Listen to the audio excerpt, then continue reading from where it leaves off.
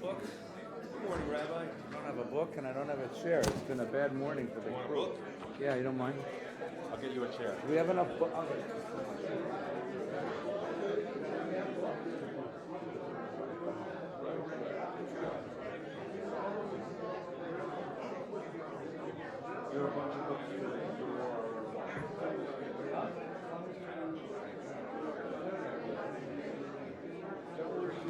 That's fine.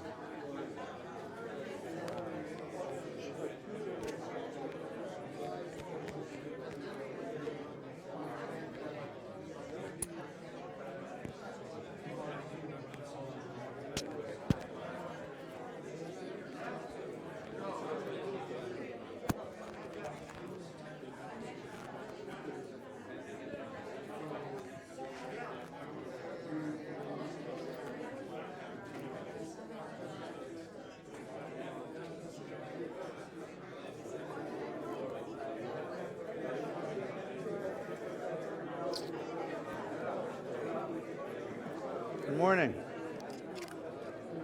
Good morning. Thank you. That's wonderful. It's really wonderful.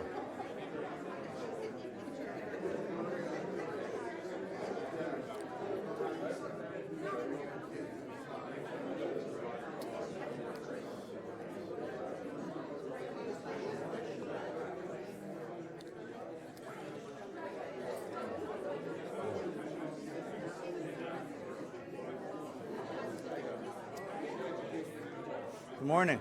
Good morning. Good morning. Hi, Mort. Good morning.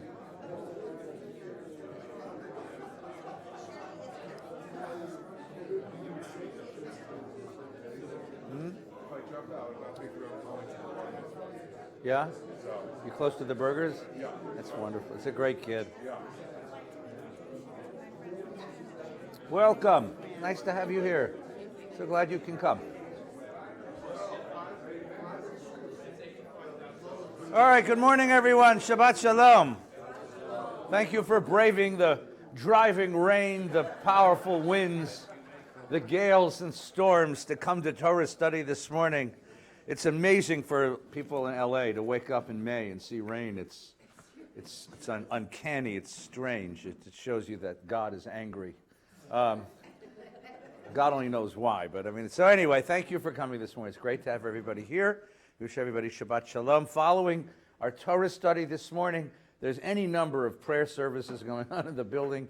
There's in the main service, the third of, they have three, right? Three boys, right? They're burgers, yeah. So Avi, who's the third burger child, is having his bar mitzvah. It's very sweet. There's library minyan, Tachabat, teen Torah this morning, any number of things. Parsha group afterwards.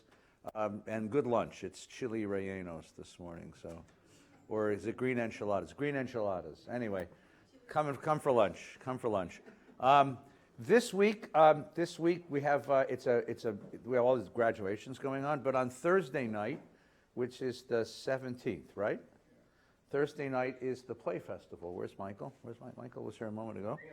There he is. There you are. This is our sixth or seventh, right? So 7-8 years ago, Michael began a writers group here at VBS. We gathered a group of Jewish writers who write for television, write plays, write movies, and we've been meeting regularly for 7-8 years, doing a little Torah study, and then we put together, Michael helped us put together a play festival, short play festival. So we do 6 10-minute plays, right? And this year, what's the theme this year? Jewish love. Jewish love. So love stories. And they're wonderful. We bring professional actors. Originally, the idea was just to have people come and read them. Did I just drop my mic? Yeah. But the actors come and really work on these, so they become wonderful performances. So a lovely night of theater on the topic of Jewish love Thursday night. It's free and everybody's invited. And at 7:30. 7:30. And it's a lovely night. We even serve a few cookies afterwards, so it's worth coming. So please come and join us. And then Shabbos, of course, is Shabbat. Saturday morning we will study together, and Saturday night is Shavuot. So we're all going to come to Mount Sinai and receive the Torah. But if that's a little far for you, you're welcome to come here that night, and we do a night of study together. And the topic for next Saturday night is going to be Moshe and we're going to put on Moshe the musical. So first there'll be some learning together. We'll do learning about the life and career of Moses, and then we'll break for prayers. And then Sergio Berer, who is a wonderful member of our community, has written an oratorio, which he taught me. This is a short opera on the life of Moshe. And he's going to put on the second half of it, the second act, which is for everything from Mount Sinai to the end of Moses' life. It's a really interesting piece of interpretation. He uses music to interpret the biblical text, and it'll be performed by an orchestra and a choir and soloists. It's a big production.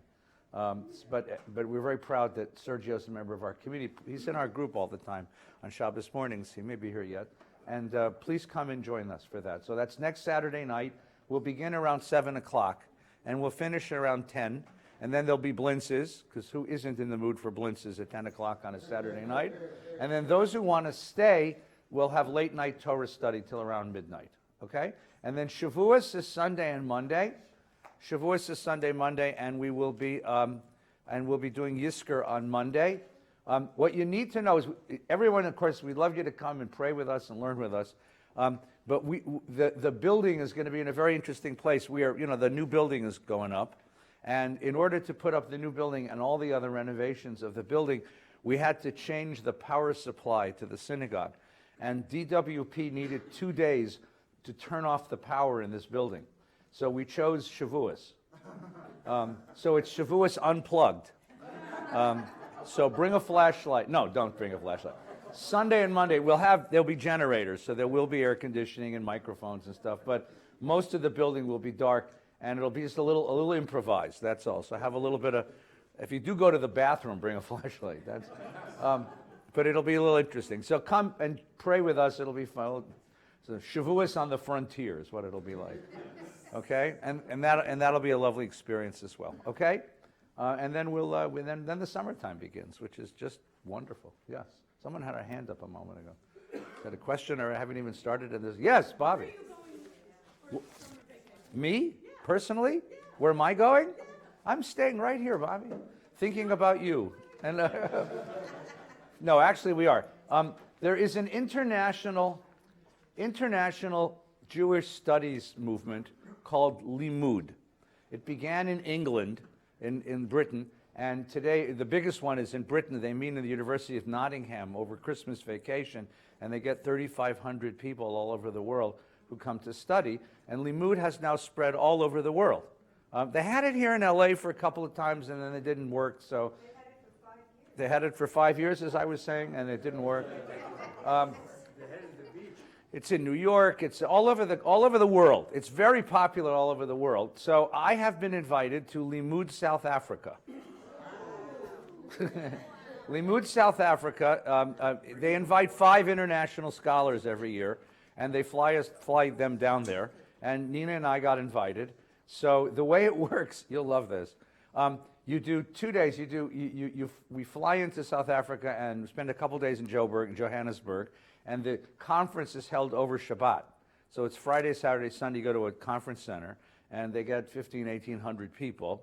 And then you get the next several days off, so we're going on safari. They're taking us to this park. There's a big game park, and we're going to see, is it Kruger? Yeah? We get to see lions and tigers and bears. There you go. And which is something, it's like something that we've always wanted to try to do, but never had an opportunity. And then we go to Durban for a day, and we do Limud Durban, and then 3 days in Cape Town, and then we'll stay a few days in Cape Town afterwards. We have a lot of friends from South Africa, and they've talked about it, and we've never had a chance to go, so this was an excuse to go, so we're going. So anyone want to come, we'd love to have you.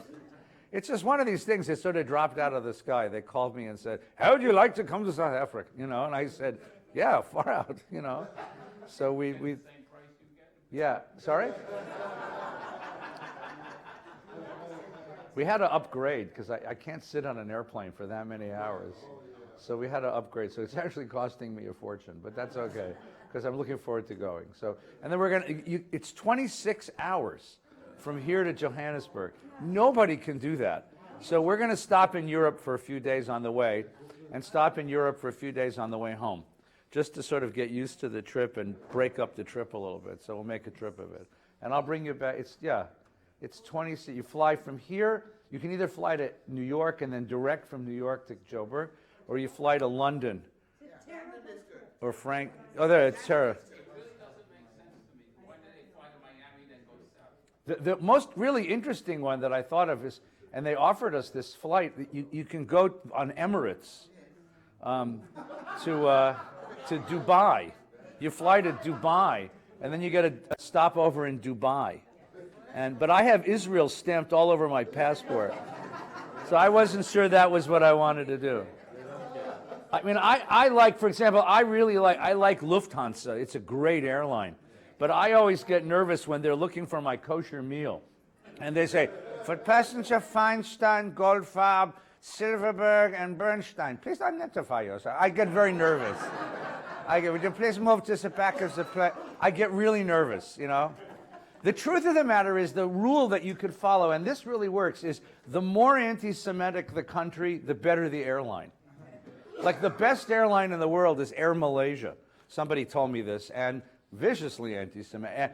Austria Air, Swiss Air, Lufthansa. If they hate Jews, they know how to run an airline, right? If they love Jews, you know, El Al, good luck. You know, El Al's not a bad airline. No, El Al going to Israel is great, really great. There's a direct flight here from LA, and you go to Israel from here. It's a wonderful flight. It's 14 hours. It's good in coach. They're nice. Everybody's polite. Coming back, oy, oy, oy, oy, oy. Because you get a whole different people coming. It's very, Israelis don't wait in lines, you see?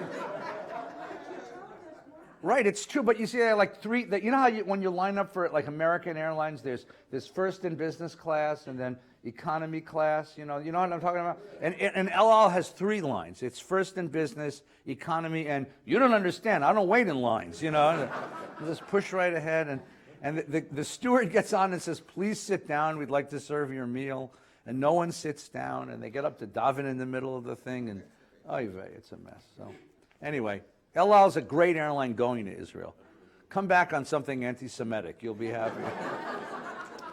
I want to welcome, Rabbi Silverman is with us this Shabbos, and it's an honor and a delight to have you in the neighborhood. And my teacher and friend and longtime friend, longtime teacher. So thank you for joining. It's an honor to have you here. So good morning, everyone. Shabbat Shalom. Because this morning we're in a very interesting chapter of the Torah. So if you'll turn to, it's Bahar Bechukotai, the end of the book of Leviticus, and I'll tell you what page it's on. Very, very interesting Parsha, page 738.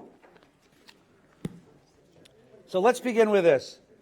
When couples come to me to get married, I insist on spending some time with them before I do a ceremony. I usually meet with them 3, 4, 5 times.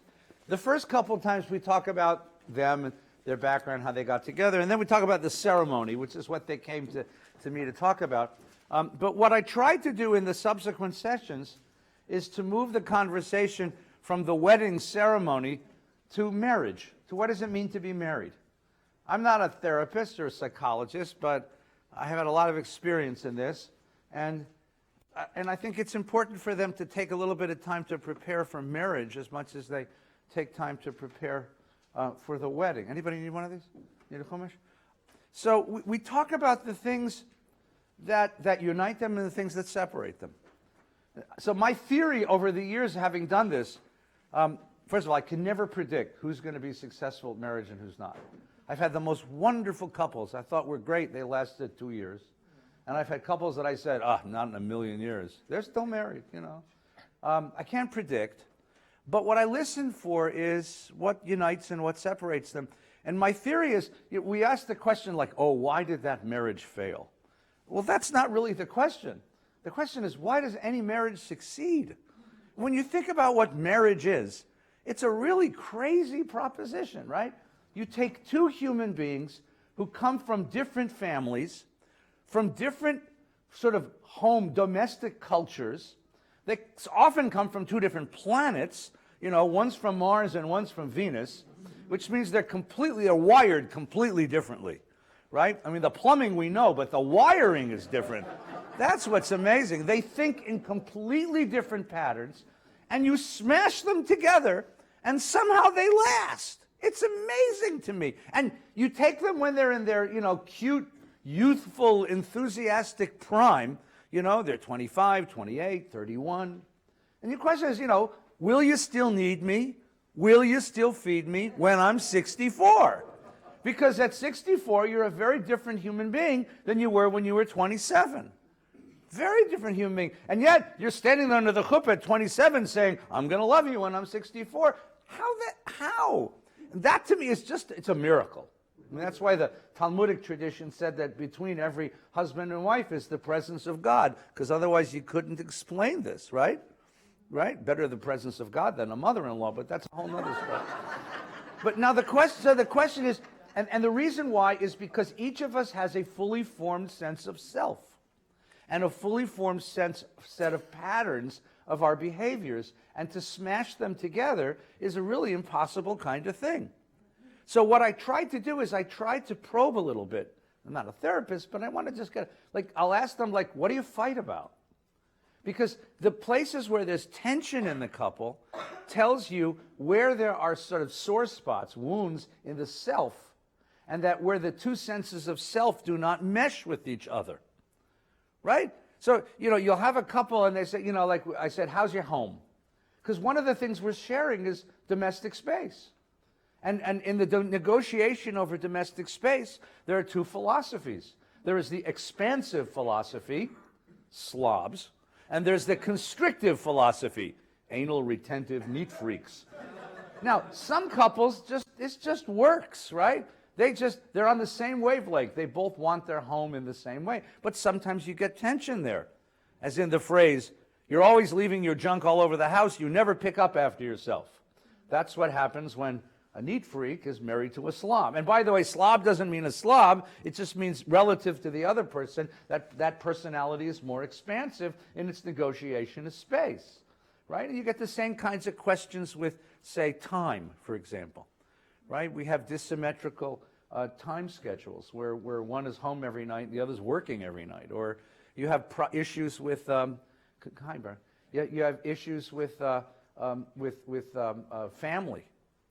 Right? Everyone has a family member your spouse can't stand. No, everyone does. You have to know how to negotiate with that brother, sister, mother, father-in-law. And how does that happen? I mean, and sometimes it works just fine, but often that's a source of tension, right? So these are all one of the principal issues that comes up in marriage is space. I have a whole list of them now. Space, time, is money. Money. I have a friend who almost got divorced. A week or two after his marriage, they were shopping together, and she wanted some product that she liked, some box of crackers or something. And he said, what do you need those? They're so expensive.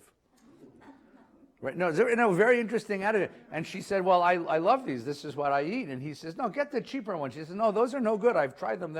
Well, you don't need those expensive. And they're having this tiff in the middle of the supermarket. Now, if you would have stopped and pulled them out of the circumstance and said to him, what is she worth to you? If God forbid she got sick, what would you spend to make her better? He would say, she's worth anything to me. But at that moment, a $4 box of crackers almost destroyed their marriage. Why? Because it wasn't the $4 box of crackers. It's plugged into self, right? It's plugged into self, right? Now, what does money mean to people? So one thing is control, right? He wants to control. She doesn't want to give up the control, right? Freedom and power, right? What else does money represent to people? Security, right? There's this deep fear of want, of the powerlessness and helplessness of not being able to do the things you want to do, to not be able to control your own selfhood, right? What else does money mean to people? Power, right? It's power in both senses. It's power within the family, and it's also power in the world. It's power in the world, right? What else does money mean to people? Prestige, right? This idea that it's success. I mean, what is money after all? It's the accumulated hours I put into work, right? It's me. It's a part of me, and you want to take it away from me? And one of the questions I ask early in the conversation is, are they sharing a bank account? Are they sharing credit cards? Have they had that experience? Have you had the experience, some of you who are married will laugh, when you say, oh, what's this on the credit card? Ooh. No, it's a laugh, but what's this on the credit card means either I trust you or I don't trust you, but I want to know what it is. I mean, can I trust you with access to my accumulated selfhood? You see the problem here? So money is a very deeply rooted thing, deeply rooted element in human life, in human personality. And if you're going to have a successful marriage, this is one of the things you have to negotiate. It's one of the things you have to negotiate. Today's Torah portion is all about money. Because money is so deeply rooted in self that if Torah is going to deal with the life of the self and the creation of a sacred, a holy people and a just society, we have to figure out what to do about money. And that's what today's Torah portion is about. Pop. That's why we have 2 days holiday. Yeah? First Seder is at her parents' house, and the second Seder is at his parents' house. Yeah, Janine, careful. Yeah, that's one of the reasons. 2 days holiday gives you the 2 Seders, right? But that doesn't solve it all. It's you only have 1 day Yom Kippur. I mean, it becomes an issue. Yes, please. My son's getting married in 2 weeks. Yeah, Mazel Tov. Wonderful partner. Wonderful guy. And Rabbi Farkas is doing the ceremony. Yeah. And they just finished their 5th session with him. Good. And one of the sessions, they don't tell me Yeah. anything that went on. That's good. I don't want to know. Yeah. Except one of the sessions was about mother. Yeah. So I wasn't happy. You know the old joke about the 3 mothers are talking about how much my son loves me? And one says every Mother's Day he sends me flowers. Mother's Day is Sunday, by the way, don't forget. Right? And the other one says, on my birthday he sends me a Mercedes-Benz. And the third one says, my son loves me so much more than that. What do you mean? He says, every week he goes to see Dr. Goldfarb for $500 an hour, and all they talk about is me. You know? He said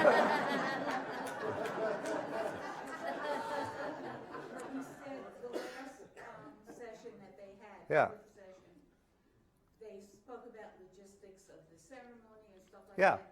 And he called me, he said, I feel like I just got married. Oh. No, you have to talk about mother because you become a mother to both of them. But there's always a dissymmetry in that. And the question is what role, first of all, when you're dealing with younger people, your son's a little older now, but younger people, are they ready to separate from their parents and stand with their spouse? And what happens if there are conflicts between the spouse and the parent? And then marriage, the wedding itself, by the way, is an interesting test of all of this. Because no wedding ever costs what you want it to cost.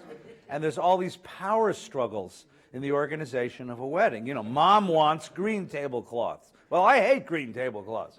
And you get into that kind of thing. So it becomes an interesting sort of microcosm of the relationship that's yet to come. Okay? And then there's bridge. And then there's bridge? All right. Well, that's a whole nother story. Now, we are at the end of the book of Leviticus, okay? The book of Leviticus is basically divided into 2, as we've seen. The first half of the book of Leviticus is the tech manual for the priesthood and how they deal with worship. It's all about Ben Adam Lamakom, God, our relationship to God, what sacrifices and rituals and rites are brought at the temple, at the altar, in relation to God. It's the second half of the book of Leviticus, beginning with those words, Kedoshim Tihiyu, you will be holy, that the priesthood, as it were, turns to the populace and says, this is the formula for the creation of the holy society. Holy people and a just society.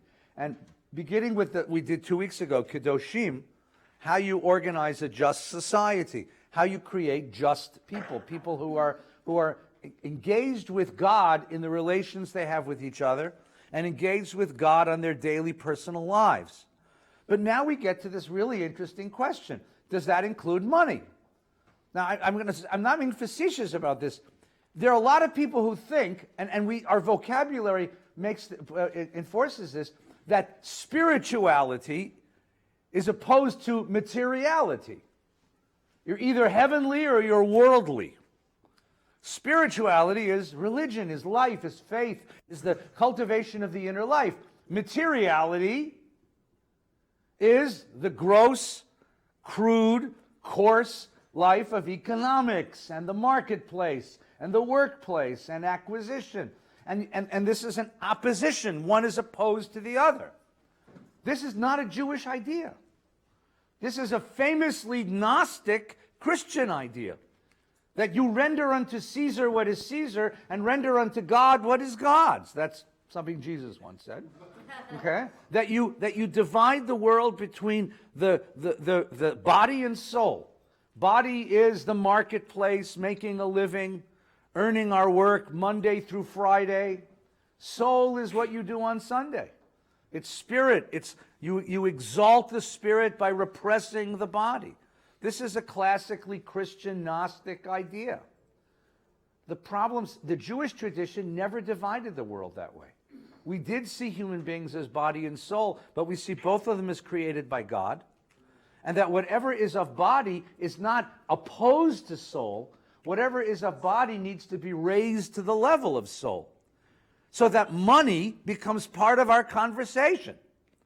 Now, lest you think this is just an abstraction, let me tell you about a conversation I had with a younger member of our congregation who let me have it one year because I do an appeal for funds on the Bima on Rosh Hashanah.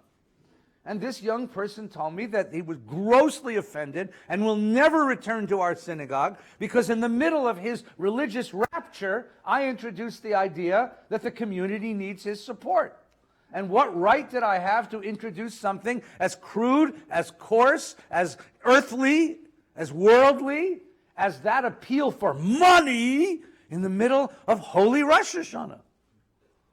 And I said to him, I don't see it that way.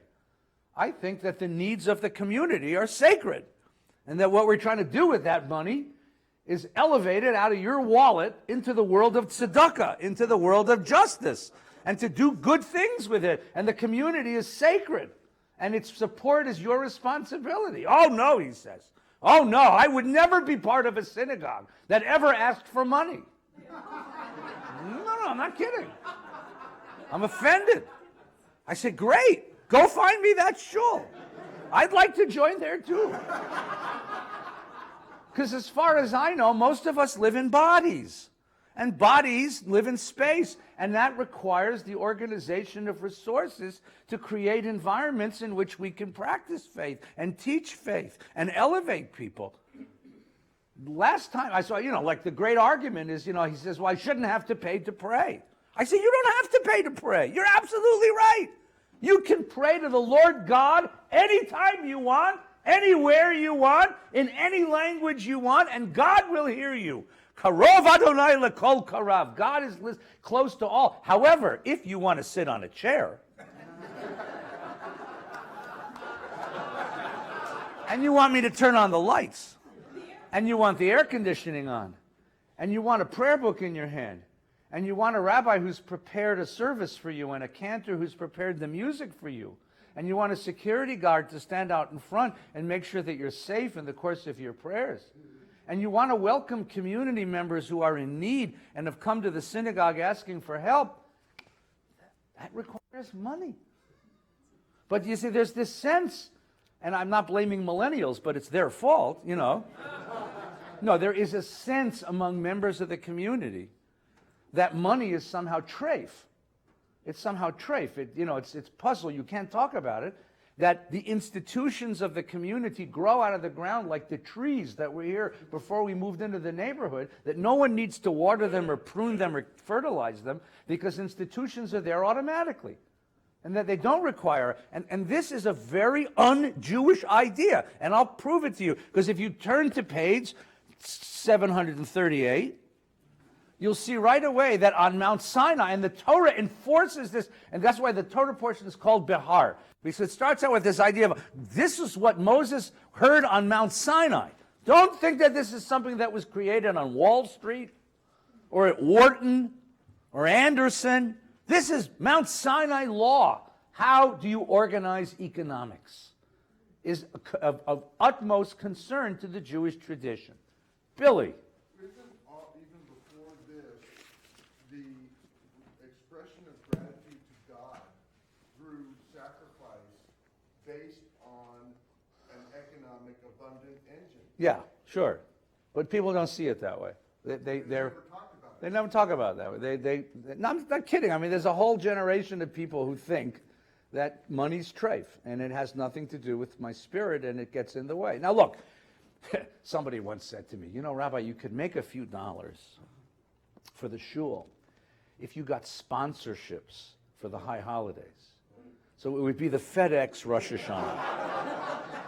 And you know how NASCAR drivers have these patches on their, on your pulpit robe for the holiday, when you turned around to bow for Aleinu, if it said on the back, Goodyear, and Goodyear would be good for Rosh Hashanah too, Don't you think so? When you got down to do Rosh Hashanah and you stood up and it said Goodyear, they would pay you a lot of money for that, that.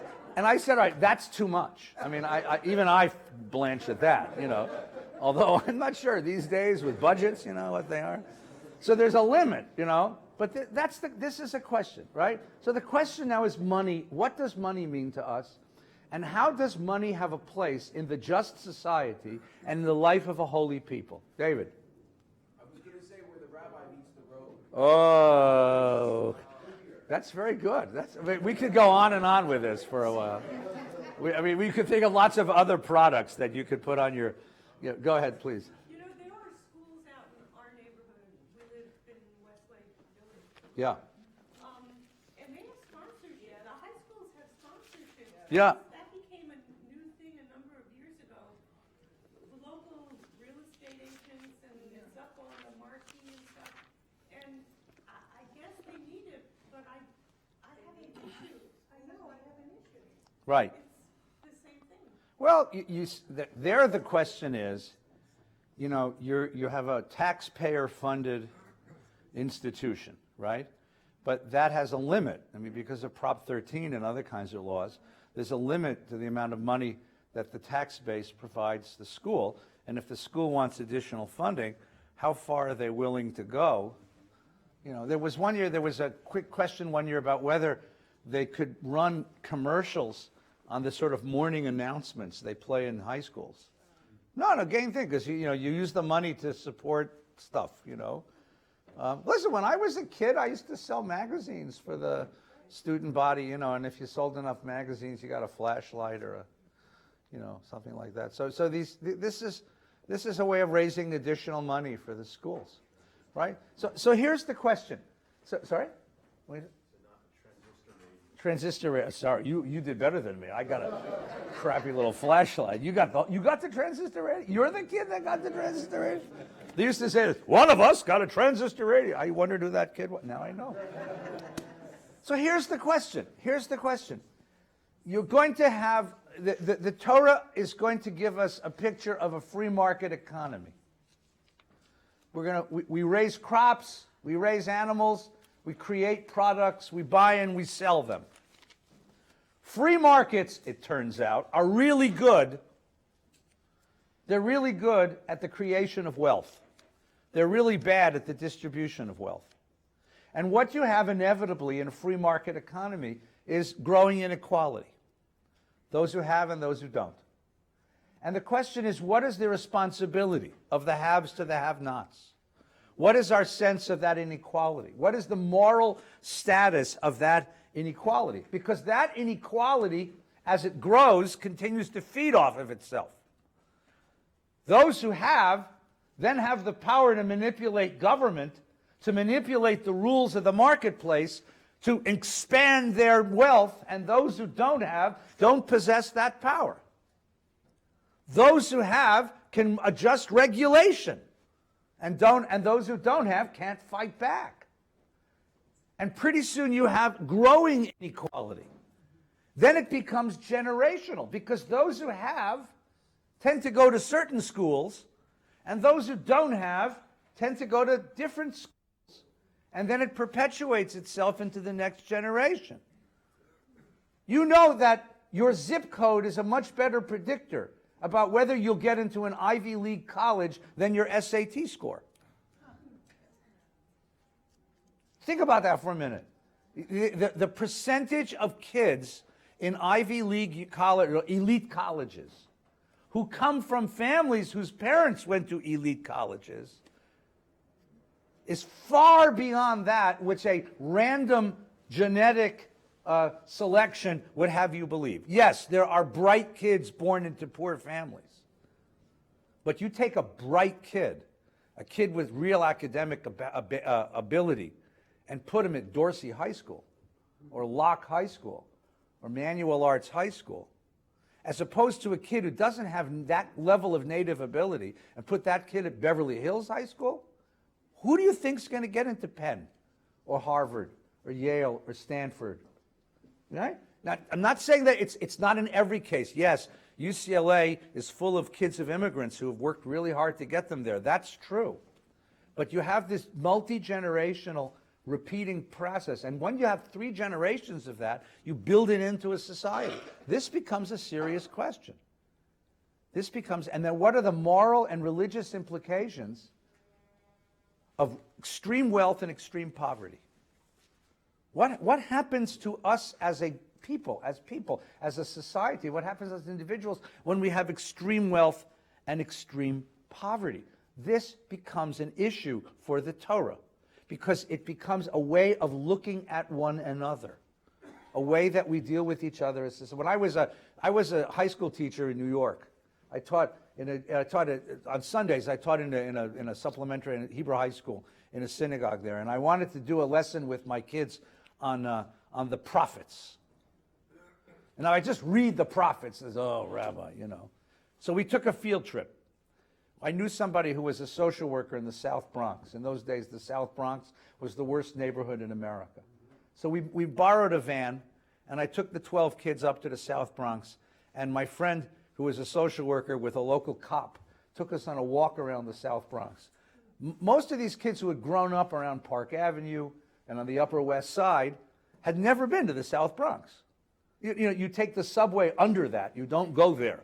In the same way that in LA, you take the 105 freeway across South Central, you don't stop there.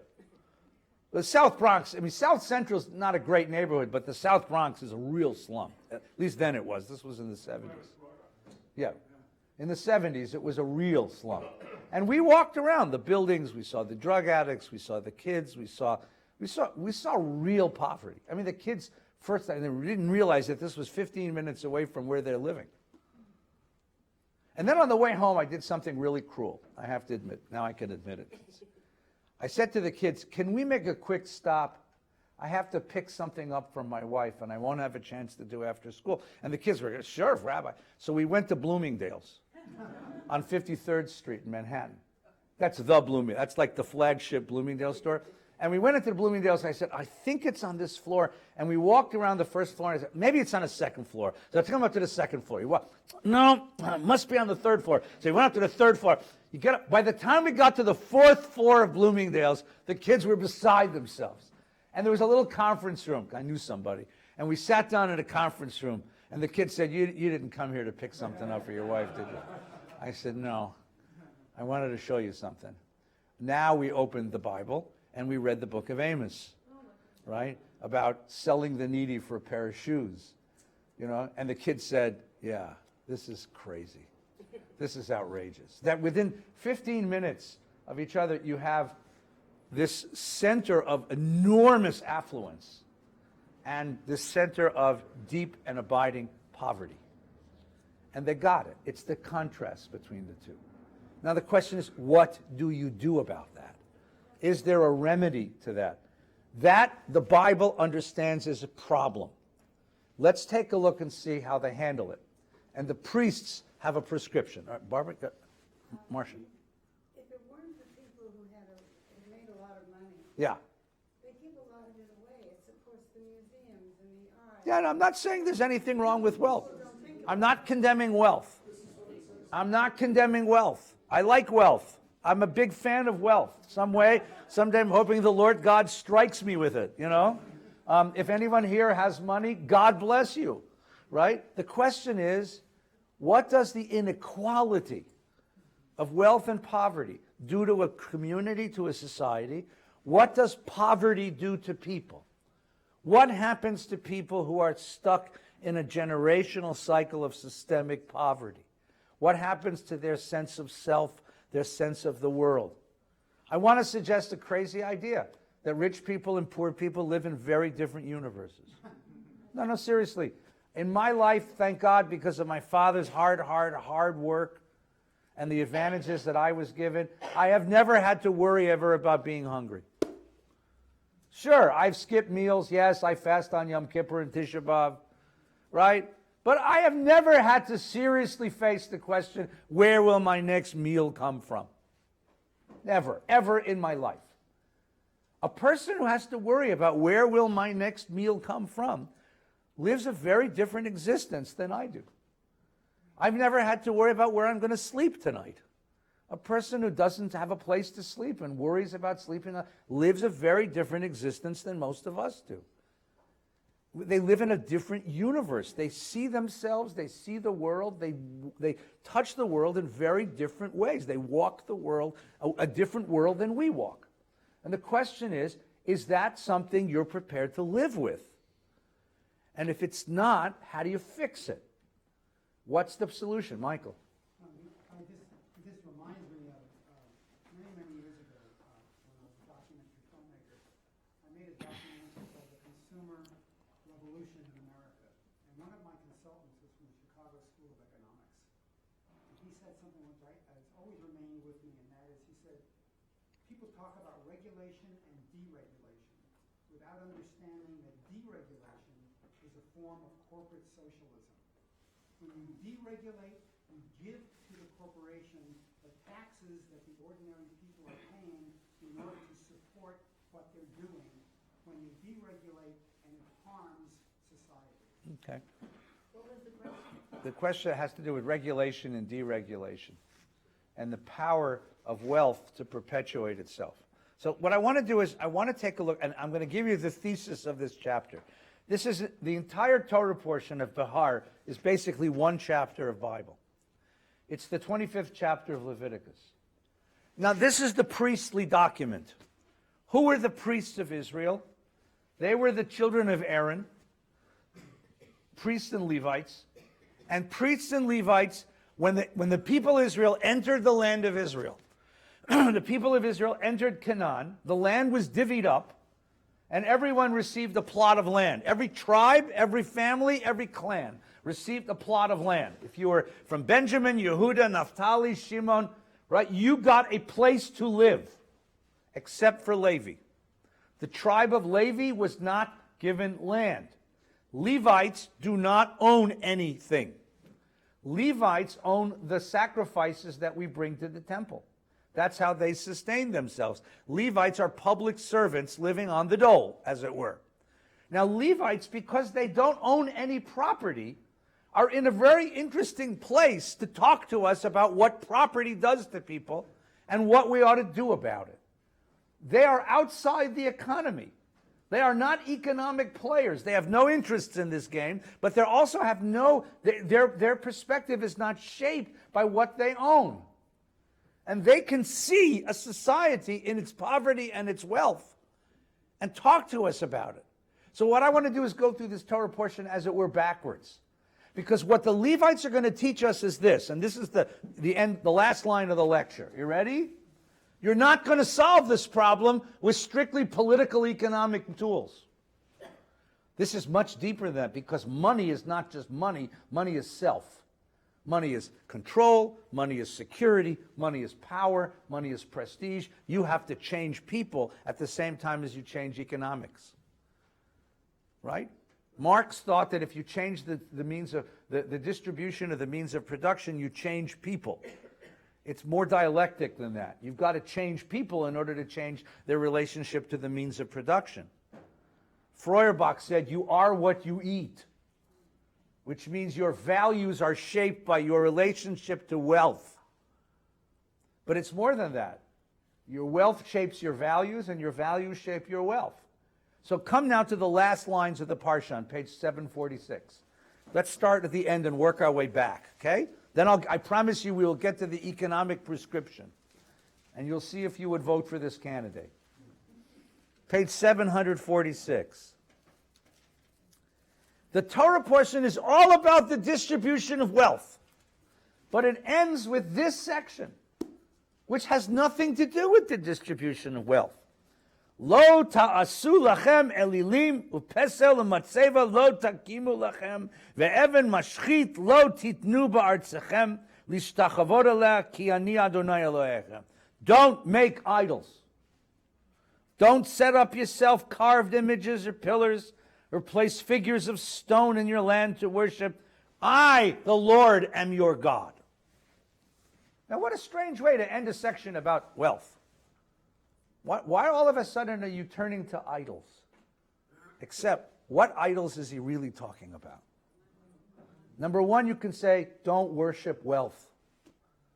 Wealth is a means to accomplish things in the world. It's not an end of itself. It's not something so precious that you spend every moment of your life worried about it. It's not holy. It's just a means, not an end. I want to go deeper than that. I think it's more than that. I think there's another layer of this, right? Because there's a word that's repeated over again in this sentence that jumped out at me. If you just look at again, you have to know a little Hebrew, and I apologize if you don't, but please learn Hebrew. Lo ta'aseh lachem elilim. You could have said, Lo ta'aseh elilim. Don't make idols. Right? It says, Pesel u'matzeva lo takimu lachem. You could have just said it without the word lachem. Now, what does the word lachem mean? It's translated here as for yourself, but I want to retranslate it as of yourself. Don't make an idol of yourself. Why do I want to hold on to my wealth? When the beggar, when the needy, when the rabbi comes and says, listen, I'm trying to do something important in the world. I know you believe in it. Can I have a few bucks to make it happen? And you say, listen, Rabbi, it wasn't such a great year. The stock market didn't do it. I'm not able to I'm not going to give you the money. You know you have it, and I know you have it.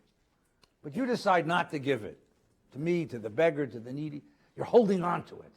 Why are you holding on to it? What are you saying in holding on to it? Rabbi, I'm more important than you are. My need is more important than your need. My fear of what's going to happen tomorrow is more important than your idealism. Right? Rabbi, who the hell are you anyway? You're an asker. How many of you have ever had the experience of asking for money for a cause you believe in? By the way, if you've never had that experience, this is your homework. Ooh, this is good. I should have done this at the beginning. Pick a cause you really believe in. Pick 3 friends, take them to lunch, see if you can get them to give something to it. Don't ask for a lot. Ask for a few bucks. But you'll see, it's really an interesting experience. You feel small. You feel, it's hard to do, right? I mean, I do this for a living, and it's really hard to do. It's really hard to do. Because there's something, at least in our culture, uncomfortable about having to come and ask. Right? And I can mask it in beautiful narratives of we're doing important things with Jewish people. But the truth of the matter is, it's like, because the person who has all the power, and the person who is asking has no power. Don't make of yourself a God. Who do you think you are anyway? Why are you lording it over the other? You know, then you get the, well, why are you asking me for money? Who are you anyway? And you use the power as a tool to beat the other one. You see the... Don't make of yourself a God. Remember that the wealth that you have is not yours. It was just lent to you for a little while. It was just lent to you. It's not just that the wealth becomes a God. You become a God, doling out the goodness of the world. That's principle number 1. Now I want you to turn back with me to 742. Principle number 2. This one's more subtle. If that one wasn't subtle enough. This one's more subtle, right? We have, in the middle of the chapter, a set of issues. Look at the top of page 742. Again, I'm going to beg you not to read the English, because it's not as good as the Hebrew. Ki yamuch achicha. Achicha. Ki yamuch achicha. Yamuch means to descend, to fall down. to lose their wealth, to fall into poverty. Ki yamuch achicha. Achicha does not mean kinsman. Achicha means ach, your brother. When your brother falls into poverty, and it's not even falls into poverty, the word yamuch just literally means to fall on your face, to crash.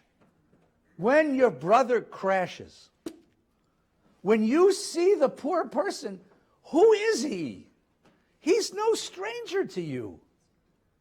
He's no stranger to you, and this isn't the result of business. In his life, this is a crash.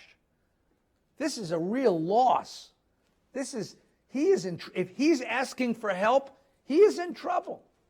He is broken. Ki yamuch achicha. When your brother is broken. Now look at how the Torah sets this section up. It begins on page 742 with verse 25. Ki yamuch achicha. Now look at verse 29. Ki yamuch achicha. Now look at verse 35. Ki yamuch achicha.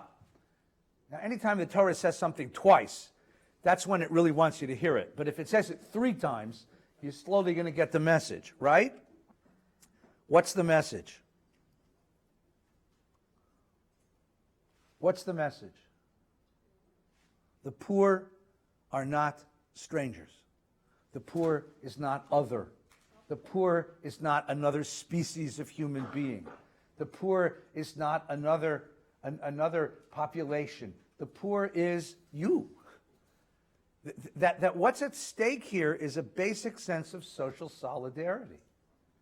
And even though they suffer, their suffering does not distinguish them in some sort of other category.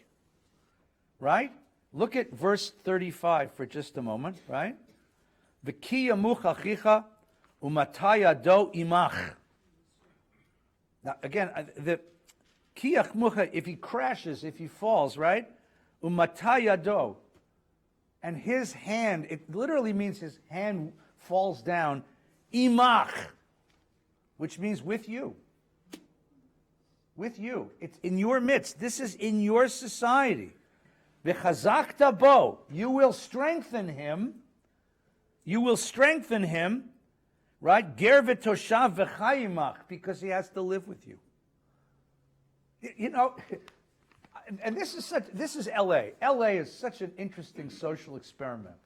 Let's take poor people and put them far away, and then we will build a series of barriers so that we don't have to see them, know them, touch them, be with them. In New York, you know everybody. I don't know how many of you lived in New York. It's a great experience. I lived in New York as a student. It's great. You know why? Because you get on a subway and you're belly to belly with America.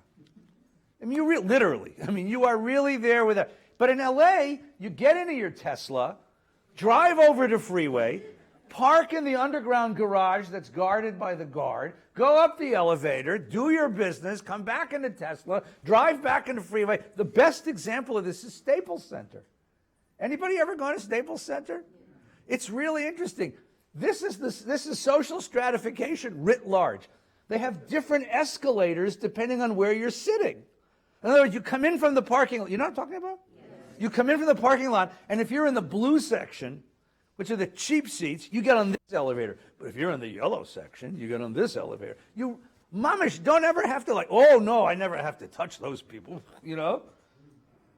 We have waiter service and bar service and gourmet Japanese food, and they have hot dogs and beer, but that's okay. You know, it's the Torah keeps saying, no, you got to know that there are people in your midst who suffer. You got to know that there are people right here. This is the second issue. So the first issue is don't worship yourself, and the second issue is your social perception. Do you see them? Or have they been rendered invisible? Do you smell them? Do you touch them? Do you recognize your brother in the poor person? Do you see them? That's the second question. Right? Here's the third one. Ready? Turn to page, what are we on now? 2523. Back a page, 741.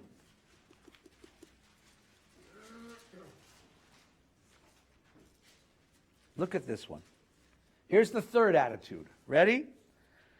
We'll come back to all this in a minute when we read it straight, but I want to go backwards first. Ve'aretz lo timaker litzmitut. You don't sell land forever. Ki li haaretz. Ki li haaretz. Ki gerim v'toshem etem madi. See, the Torah says you're allowed to like own stuff, but not really. You really don't own anything. Because God owns everything. You're just leasing. You know what the best example of this, we talked about this once. You don't own your own body. You know this, right? You think it's yours. You can do whatever you want to it, right? Right? You can't. You know why? Because it's not yours. That's why at the end of life, you're not allowed to cremate. You know why you're not allowed to cremate? Because that's like renting a car from Hertz, right? And driving it off a cliff and mailing them back the keys. They frown on that. Trust me, right? It's not yours. When you rent it from Hertz, there's a card in the glove compartment that tells you how they want it returned. You go back to the airport, turn left, turn right, turn left, pull into the thing, you give it back, right? There is a card that comes with your body, and when you're finished with it, you have to return it to Mount Sinai Memorial Park in a certain fashion, right? You're not allowed to tattoo, although tattoo is a big issue in the culture, but fundamentally you're not allowed to tattoo because it's the same issue. It's like renting a car from Avis and painting it purple. They really frown on that too. It's not yours. You have to live. According to the Talmud, you're not allowed to live in a town without a doctor. Which means health care. You're not allowed to live in a town where there isn't sufficient health care. Why? Because your body is holy. It's not your body. You have to take care of this body. You're not allowed to do anything affirmative or destructive to your body on purpose. Well, that's an issue. I mean, as far as I'm concerned, it should be treif. Because it's destructive. You're not allowed to do that because it's not yours. Now, what's the issue here? Nothing is yours. This attitude of the grasping, the acquisitiveness, the mine, it's mine. No, it's not yours. It's yours to use for a while, but it comes with strings attached.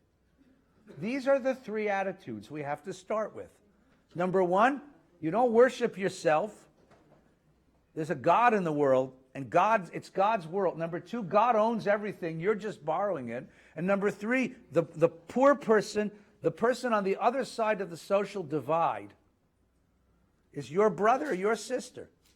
You're responsible for them. With those three attitudes in mind, now we begin the Torah portion. Welcome. Nice to have you all in Torah study today. Page 738. You ready? Now that we know the background attitudes, now read it, and now you'll understand it. The Lord spoke to Moshe, where? Behar Sinai. Lest you think, the Talmud asks a great question. It says, why does this say Har Sinai? The other laws weren't given on Har Sinai? Yeah, but you could say that, those economic laws, they're not really that important. Torah says, no, they're the essence. This is what Har Sinai is about. And remember, Leviticus begins with the question of, how do I approach God? It's going to end with the question of, you want to approach God? How do you approach the other? The neighbor who lives with you. Okay? When you enter the land that I assign to you, the land shall observe a Sabbath of the Lord. 6 years you may sow your field, and 6 years you may prune your vineyard and gather in the yield, but in the 7th the land shall have a Shabbos of complete rest. This is a great idea. No, this is not Yovel, it's Shemitah, right? You're going to farm the land years 1 through 6, and in year 7, what do? Leave it. You will not reap the aftergrowth of the harvest. The grapes of your untrimmed vines will be a year of complete rest. You may eat whatever the land during its Sabbath will produce. You, your male and female slaves, the hired and bound laborers that live with you, and your cattle and the beasts in the land may eat of its yield. What happens? Tell me what happens. So I farm years 1 through 6, right? Year 7 comes, what am I eating? What I grew in year 6, right? Now, in year 8, I'm going to plant. But I'm not going to have any food left, right? What am I going to eat? I'm going to eat what I could gather during year 7. I just gather whatever the land spontaneously grows in year 7, but I'm not cultivating it. That in year 7, I'm not plowing, I'm not planting, I'm not irrigating, I'm not fertilizing. What am I going to eat? Whatever the land spontaneously grows. You hear that? Everybody hear that? So if, you know that, right? If you don't reseed your lawn, it'll grow back because there's enough seed left in the ground. It'll grow spontaneously. Something will grow. It'll be weeds. Now wait a minute. What does that mean? That means in years 1 through 6, I'm eating what I planted. I'm eating what I fertilized. I'm eating what I cultivated. But what am I going to eat in that last year, in year 7? I'm going to eat whatever comes up.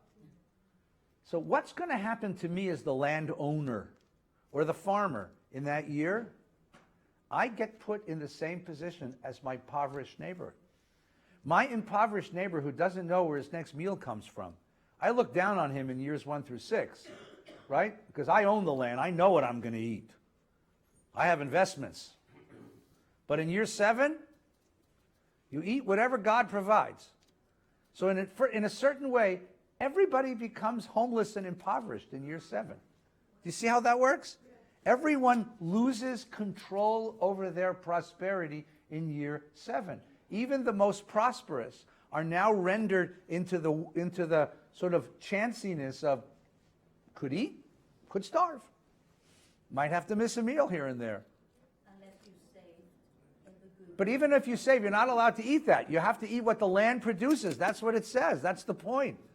In a certain way, what this is doing is rendering everybody homeless for 1 year every 7.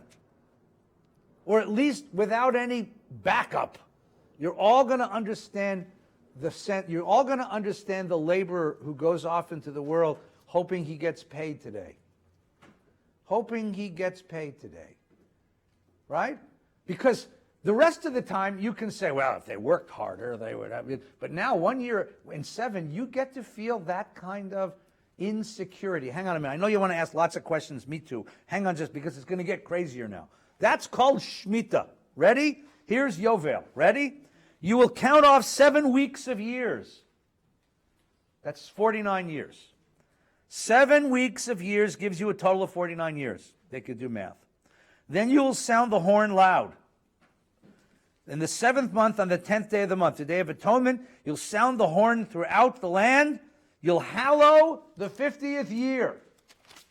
You shall proclaim release. That's what's on the Liberty Bell. Throughout the land for all its inhabitants, it'll be a jubilee. Jubilee means yovel. Okay? Not a celebration, but a yovel. It's a technical term, meaning the following. Each of you return to his holding, and each of you return to his family.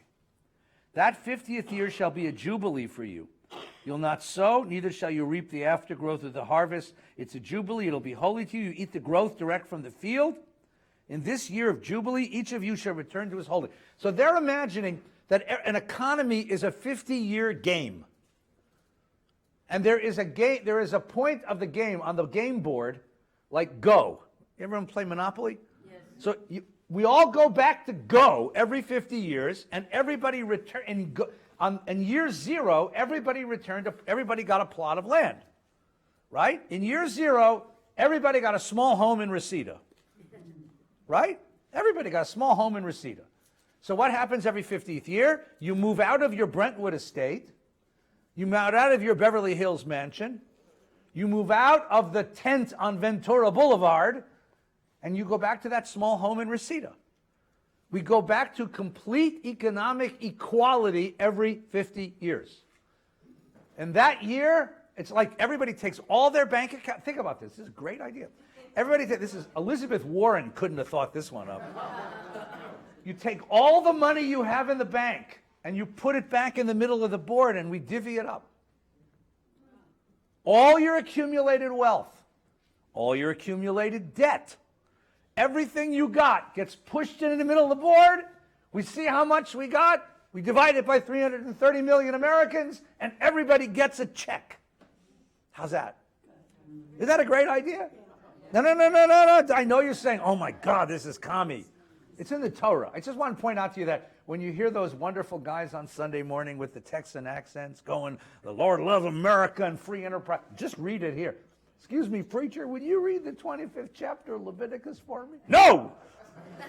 It's written by a bunch of Jew communists. I will not read that.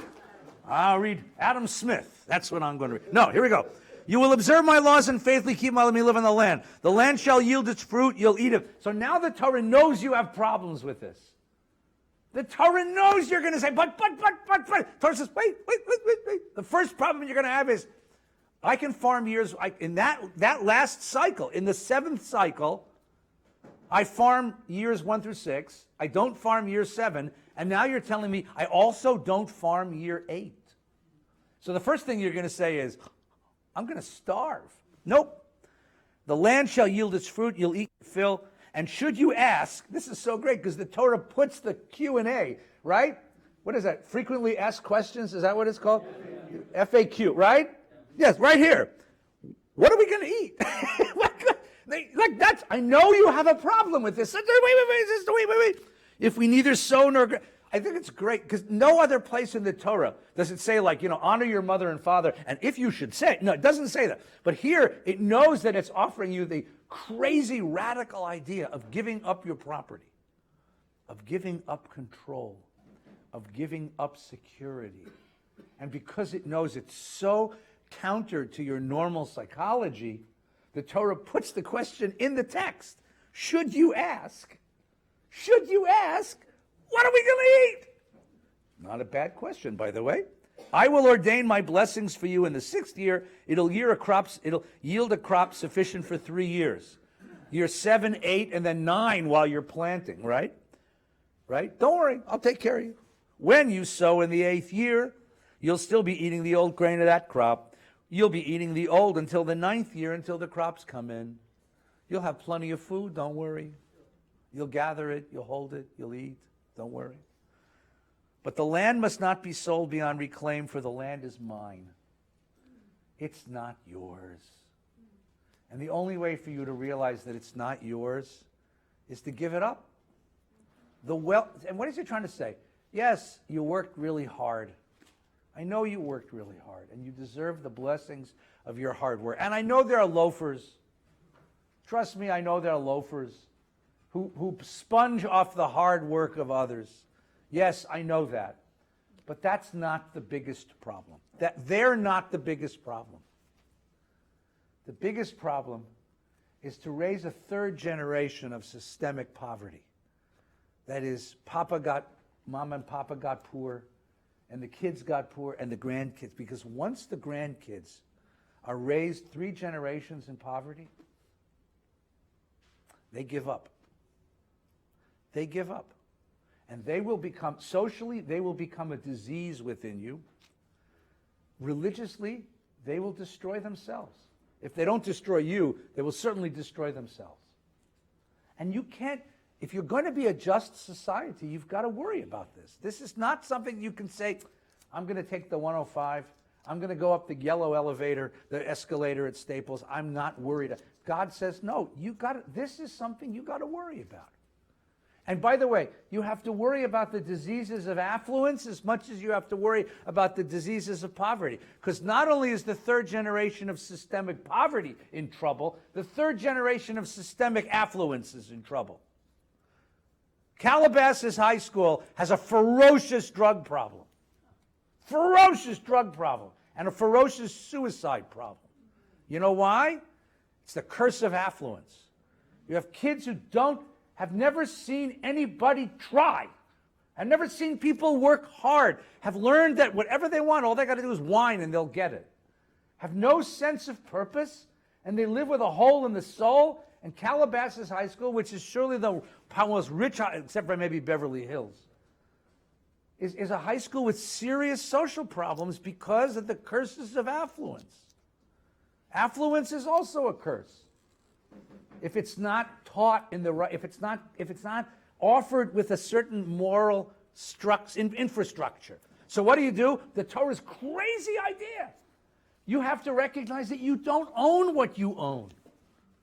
You just borrow it. You're just using it. I gave it to you for a while. Give it back.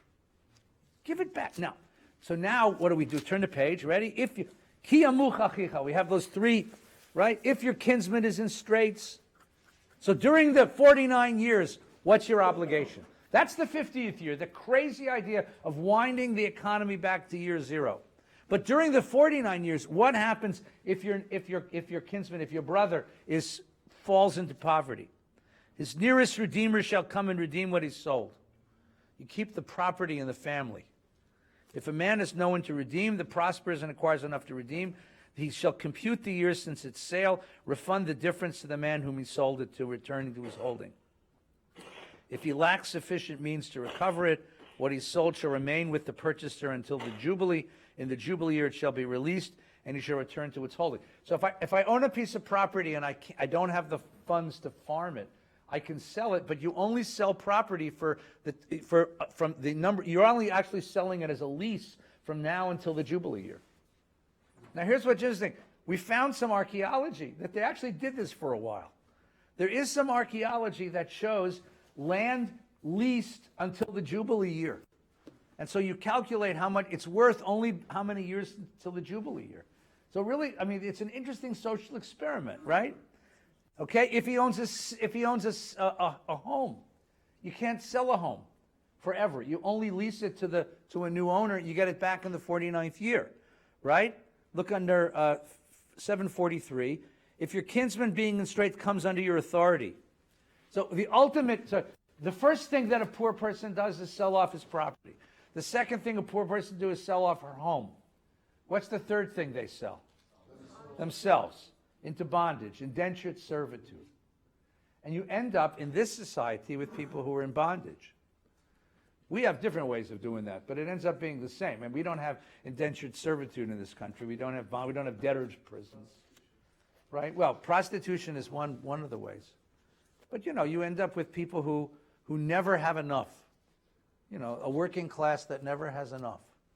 Right? What happens when you have an underclass that never has enough? So what happens?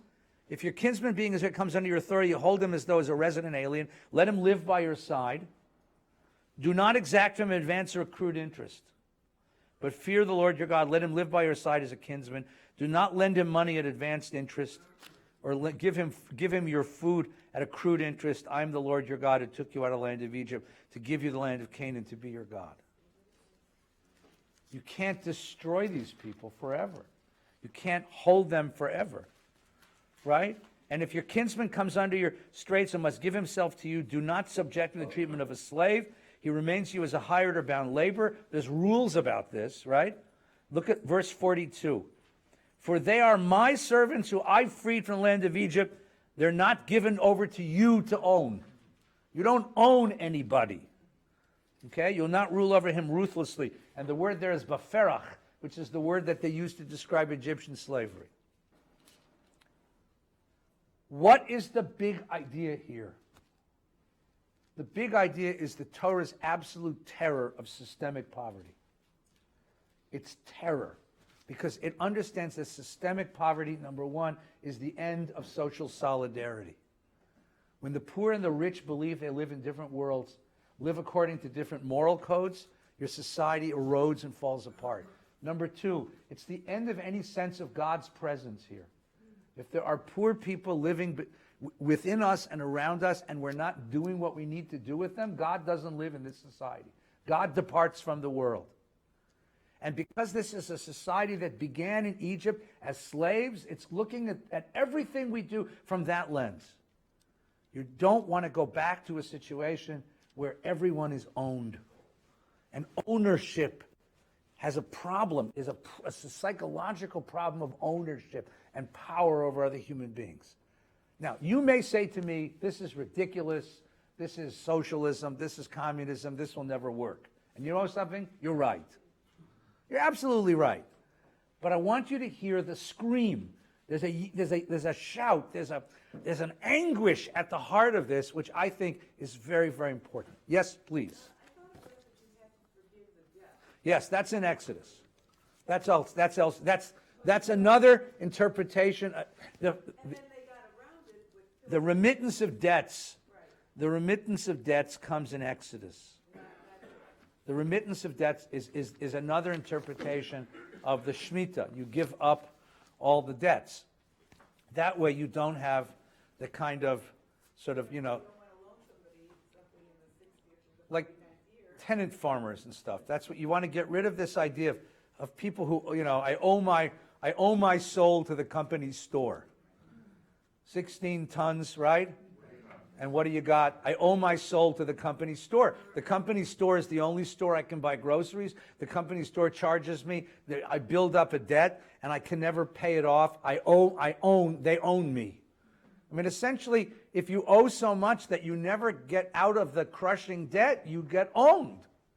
But isn't this also refers only to Jews? It doesn't refer to your... This is an internal document for the Jewish people. Right? And you could say it's immoral in the sense that it allows outsiders to come in and have a different status. That's true. Absolutely true. But for the moment, bracket that off. This is a vision of a society. And it's a vision of a society written by a class of priests who don't own property. So they have a sense of, number one, the need. They have a sense of need. They don't know where their next meal's coming from. And at the same time, they stand outside of ownership. They're not, as it were, contaminated, infected with the love of wealth. They can look at this and say, this is not good for us. This is not healthy for us. This is not right. Right? I don't know how many of you, this little teeny controversy. No porn stars this week, I promise you. But over the House chaplain.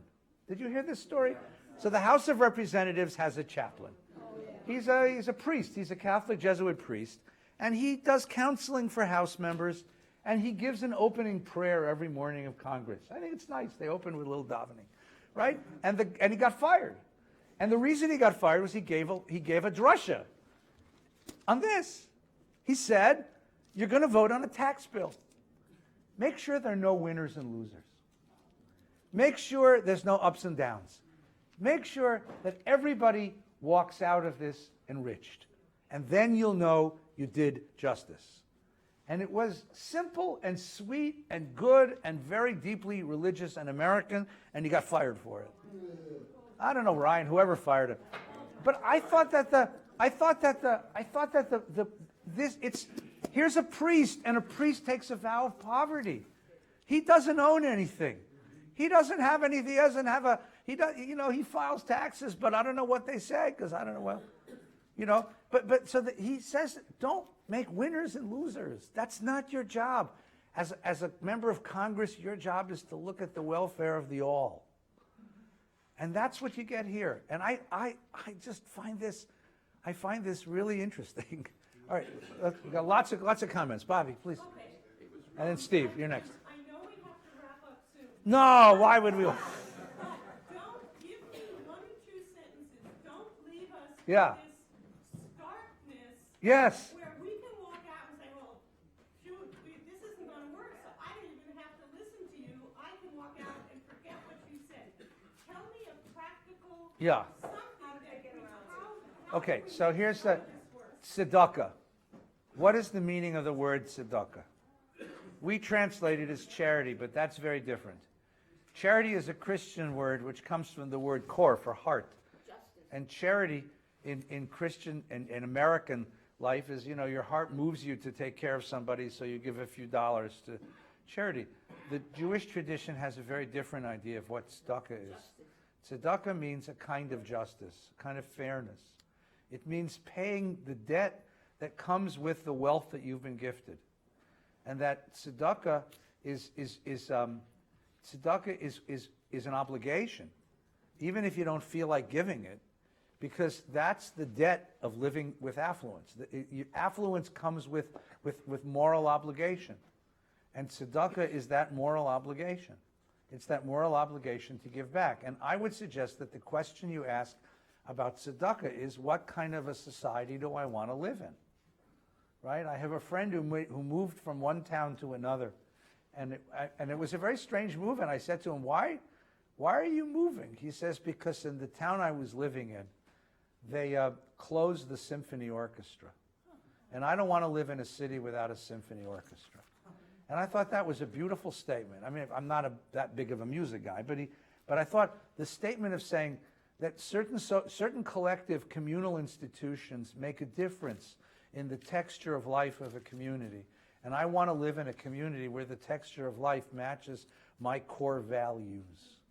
So I want to live in a town where there's a symphony orchestra, even if I don't go very often, because it says something about me and us that there's a symphony orchestra. I want to live in a town where there's a public library. I want to live in a town where there's an art museum. I want to live in a town where there's green spaces. I want to live in a town where there's, the idea of what do I want our collective life to look like? Tzedakah is the way that you shape a collective life, right? And look, I'll be very selfish about this. I solicit for the synagogue all the time, even people who don't come here very often, because they understand, like I think some of you do too, that whether or not you use the shul, you want to live in a town where there's a shul. I mean, you want to have a shul there. If not for you, for others, and if not for others, it just says something about who we are as a community. And the community would be infinitely poorer if the symphony orchestra liquidated, or the library closed, or the green spaces were no longer available. This is the shape of the collective life I choose to live in. That's tzedakah. That's tzedakah, you see? The problem is that it has to start with this attitude of the wealth that I own is a gift. It's not mine. I'm going to let it go, right? I know, no one has absolute security in the world. No one has absolute security in the world. I can live with a measure of insecurity and give away some of my wealth. You can't give away. By the way, in Jewish tradition, you're not permitted to give any more than 20% of your wealth. You're supposed to give 10, not less than 5, but less than 20. You're not allowed to give me more than 20% of your wealth. Why? Because you can't put yourself in poverty. We don't take vows of poverty. Rabbis don't, Jews don't. You're not allowed to take vows of poverty. I don't want you to be poor. There's a very wonderful Hasidic story about a man a very wealthy man who comes to a rabbi, and the rabbi says, what do you eat? And the man says, I eat bread and water. He says, that's a problem. The guy says, why? He says, because if you eat bread and water and a beggar comes to you, you'll force him to eat stones, right? If you eat steak, you'll give bread and water to the poor. I mean, the idea is that you can live well and do good at the same time, right? You have to do both. That's a Jewish tradition, to live well and do good. You put 2 challahs on the table last night for Shabbos so that you can relax Shabbos and enjoy and not have to go out and make a living today or shop today, right? But this is an attitude about, I think teaching this attitude about property is very important, and teaching this notion of tzedakah's responsibility is very important. I think that's very important. Stephen, you've been very patient. I apologize. I have a lot to say today. I'm sorry. Really? I enjoyed every moment. So you're... When, the old Jewish saying, I was taught in Hebrew school over and over, give a person a fish, they get one meal, teach him how to fish, he eats forever. Now, I don't know the details, but Santa Monica, you don't get poor there, but you have a lot of homeless. A lot of... The city council, this is many years back, Yeah. decided, let's help them.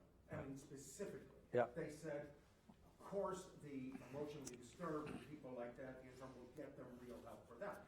Anybody else who's down on their luck, we're going to get them started, food, shower, shelter, teach them how to get on their feet. Great. LA, I understood, was actually looking at it because it was a much smaller scale. Yeah. Then I heard the ACLU sued them and said they have a right to decide to live like that. Just a thing. Okay. The next one is you asked about education. No, you did. No. New York City. Yeah. I totally agree. Yeah. It's horrible. You're scared to go to school. I mean, anywhere here. No, that's With, okay. Yeah. With the drugs and the gangs, how could a child go? Now, the Associated Press, which is not ultra-conservative by any means, had a story in New York City where they have side-by-side, and even in some schools in the poorest neighborhoods, Yeah. children. Yeah. And the kids in the same economic background, same neighborhood, their grades are like this. They follow the rules. Right. They're happy, and Right. they want to go. Right. Here. They want to go to college. They want to live a good life. Yes. And next door, gangs and drugs. All right, so I'm going to interrupt you because I love you. You could interrupt me if you didn't. No, it's true. Look, I'll add to your whole thing. If you ever have a moment to talk to Rabbi Farkas, Rabbi Farkas has spent this year as the chairman of the County Homelessness Commission. He's very proud, by the way, because they can now record a 5% drop in the homeless population of Los Angeles, which means they have found housing for 3,000 people over the course of a year. Now, there's 60,000 homeless people living on the streets of Los Angeles. They found housing for 3,000.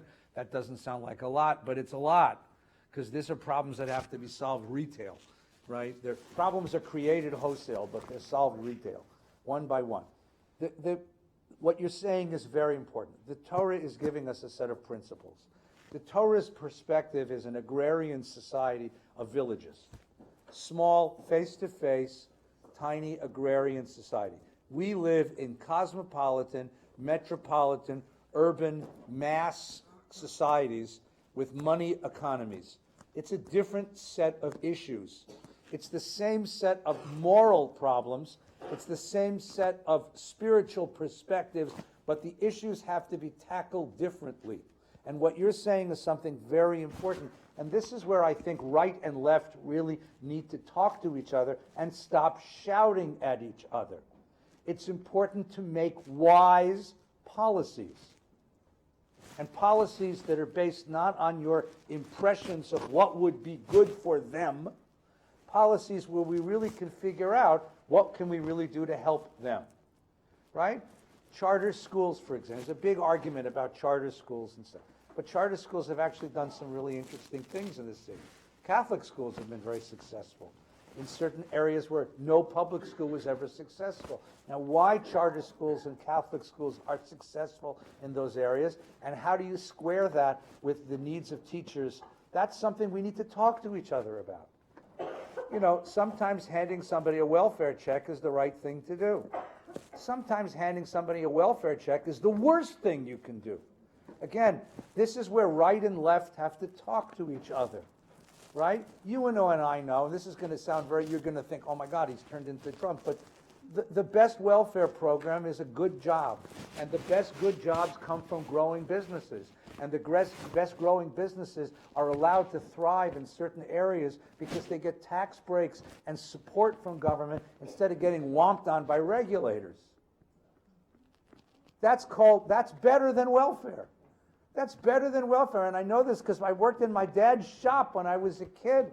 And he brought in all sorts of people from the world and offered them great jobs, and all he asked in return is they work hard. And he supported dozens and dozens of families. Dozens of families of people, and they came to work hard and made lives for themselves, right? But I remember, Mom and Herb had the same thing. My father had the same problem between regulations and taxes and inspections, and pretty soon you say, like, what am I bothering for? I think this is where right and left have to talk to each other. Because I think that sometimes Democrats are really good at raising the flag and screaming about these issues, and Republicans actually have better solutions. And if they'd only talk to each other, they would find common cause. They would find common cause. So, I mean, this is, what you're saying is very, very important. Very, very important. So this is where I think there's a level of political social conversation which America hasn't achieved yet.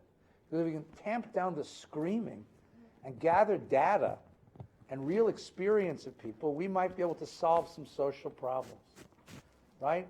Democratic ideals and Republican solutions, right? Democratic emotions and Republican intellect, right? I told you the problem with politics is the Wizard of Oz. Some have no brains, some have no hearts, none have any courage, right?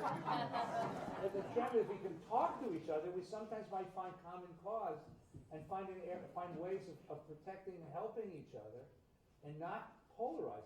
But you've got to start with this attitude of, it's a problem, I see it, I know it's a problem, I feel it, I want to fix it. Then we can move to the next level. And I know there's lots more things to say, but this is such an interesting Torah to me, because it really is a Torah that has a great deal to say. And to me, it's so interesting, it's the last word of the book of Leviticus. I'll just finish with this. David, I'll talk. The last word of the book of Leviticus is what? The book of Leviticus begins with the word Vayikra. God calls to Moshe. You want to get close to me? Here's how you get close to me. And it ends with this. You want to stay close to me? Turn to the one next to you and take care of him. That's the Leviticus. Thanks very much. See you next week. Have a good time.